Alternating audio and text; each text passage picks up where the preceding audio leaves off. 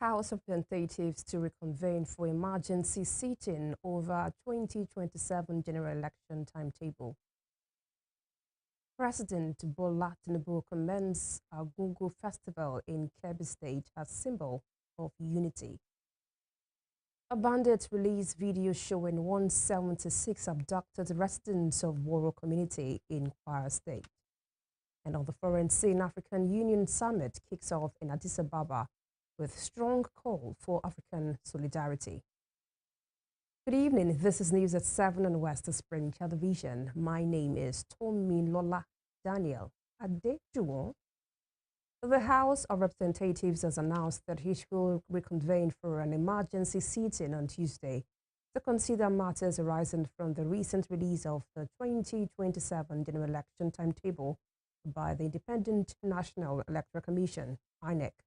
The announcement was made in a statement signed by the House spokesperson, Akin Rotimi. He explained that members were notified through an internal memorandum issued by the Office of the Speaker late Friday, highlighting the constitutional and national importance of the development and the need for timely legislative attention. The statement emphasized that the emergency sitting demonstrates the House's resolve to respond promptly to issues with far-reaching implications for Nigeria's democratic process. Deliberations are expected to focus on legislative matters related to INEC's announcement in line with the constitutional duties of the National Assembly. INEC had on Friday announced that the presidential and the National Assembly elections would hold on February 20, 2027, while the governorship and state assembly polls will be held on March 6, 2027. The President Bola Tinubu has praised the Agogo International Fishing Festival, describing the 83-year-old cultural event as a symbol of unity, resilience, and peaceful coexistence. The president, who attended this year's festival in Agogo, Kebbi State on Saturday, said the event reflects the richness of Nigeria's cultural heritage. Tinubu emphasized that adequate security is essential for cultural events of such magnitude to thrive and attract tourists. He attributed the success of this year's festival to improved security in Kebbi State and other parts of the country. According to the president, the relative peace currently being experienced in the region is the result of deliberate efforts. Tinubu assured Nigerians that the fight against insecurity, including banditry and insurgency, would be won, stressing that farmers, fishermen, traders, and families would continue to go about their activities without fear. The Agugu Fishing Festival, celebrated annually between February and March, marks the beginning of the fishing season in Agugu, a riverside town in Kebbi State. And it stands as a powerful symbol of unity, resilience, and peaceful coexistence among our people. It reflects the richness of our culture, the strength of our tradition, and the opportunities that lie in increasing, in harnessing our natural and human resources for national development. Let me first, once again, commend the government and the people of Kebbi State for successfully hosting this year's festival. The organization, security arrangement, and internal outlook of the event demonstrate what is possible when leadership is purposeful and inclusive. And you are demonstrating it.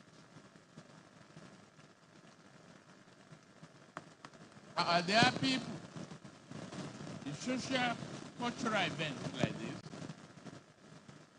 can only thrive and become a tourism attraction where the security atmosphere is conducive.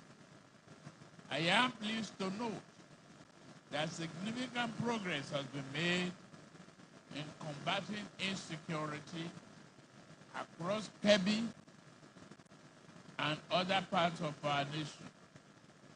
We are still working very hard through coordination and coordinated effort between the federal government, state government, and security agencies. United Nations Secretary General Antonio Guterres has asked Nigeria to spearhead Africa's quest for a restructured global order, describing the country as uniquely positioned to lead the continent towards superpower status. Guterres praised the economic reforms of the President Bola Tinubu-led administration, as well as Nigeria's leadership in stabilizing the Sahel and ECOWAS regions, despite facing its own security challenges. The UN chief made the remarks during a high-level bilateral meeting with Vice President Kashim Shettima on the sidelines of the 39th African Union Summit in Addis Ababa, Ethiopia. Speaking during the talks, Guterres said Nigeria's large population, sustained democratic governance, vast natural and human resources, and a long-standing commitment to multilateralism place in a unique position to lead Africa in the evolving global order. Guterres was quoted to have said this in a statement by the Shettima's media aide, Stanley Nwokocha. He noted that the UN Secretary General and the Vice President discussed key developments in Nigeria, as well as the country's expanding leadership role in promoting regional stability across West Africa and the Sahel. Talking security, troops of the headquarters Joint Task Force Northeast Operation Hadinkai have intensified offensive operations across the theater under Operation Desert Sanity V, recording significant gains. The theater command's media information officer Sanuba disclosed this in a statement on Saturday, noted that several terrorists are neutralized during coordinated operations. He stated that in Sector 2, troops in conjunction with the civilian joint task force successfully neutralized scores of the terrorists during the night operation around Muktum and Ngri Buwa villages in Yobe State. Buba added that further transportation along the terrorist withdrawal route revealed drag marks and a shallow grave, suggesting additional enemy casualties. In a separate operation in Sector 1, the troops engaged fleeing terrorists along the Bula-Yobe-Darrell Jamel axis as attempted to cross the main supply route. In the meantime, Bandits have released a video showing 176 abducted residents of Woro community in Kaiama local government area of Kwara State. Residents have confirmed the authenticity of the footage and identified family members among those held captive. The development comes days after a mass burial was conducted in the community following a deadly attack that left scores dead and many others missing. The footage showed dozens of women and children gathered in a forest under the watch of the armed men. In the recording, the captives were questioned in Hausa about where they were seized. One after another, the women responded that they were abducted from Woro community in Kaiama. The gunmen filming the group accused the government and authorities of downplaying the magnitude of the abduction. It claimed that, contrary to official figures suggesting that between 20 and 30 persons were taken, the number of captives was far higher. According to him, authorities misled Nigerians and the international community about the true scale of the incident.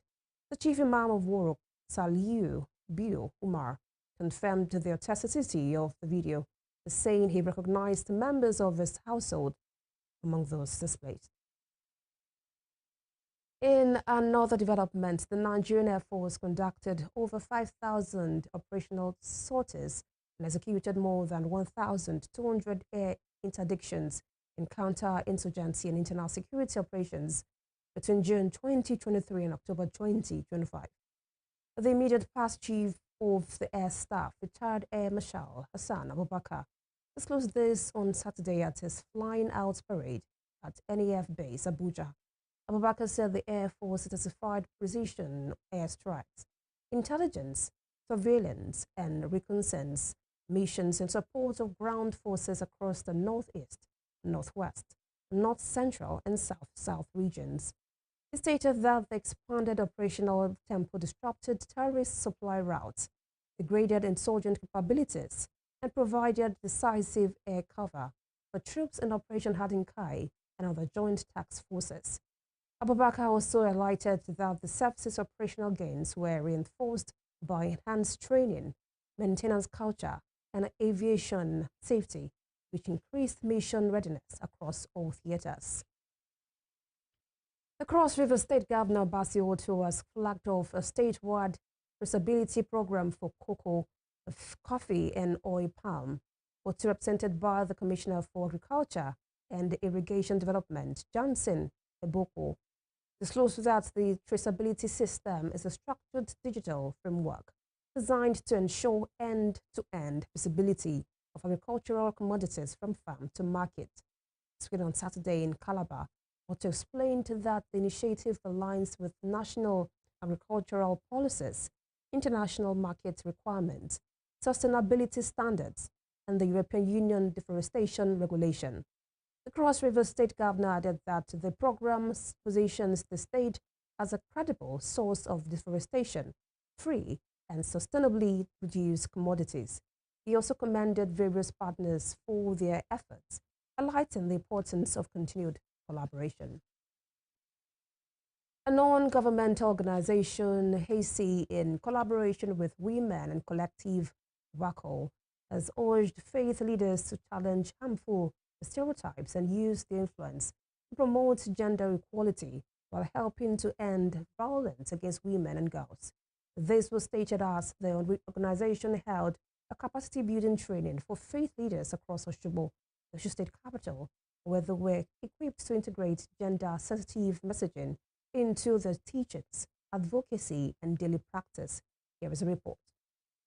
This is an important gathering of faith leaders across Oshobo aimed at promoting gender equality through a faith-centered lens and reinforcing the critical role religious institutions play in ending violence against women and girls.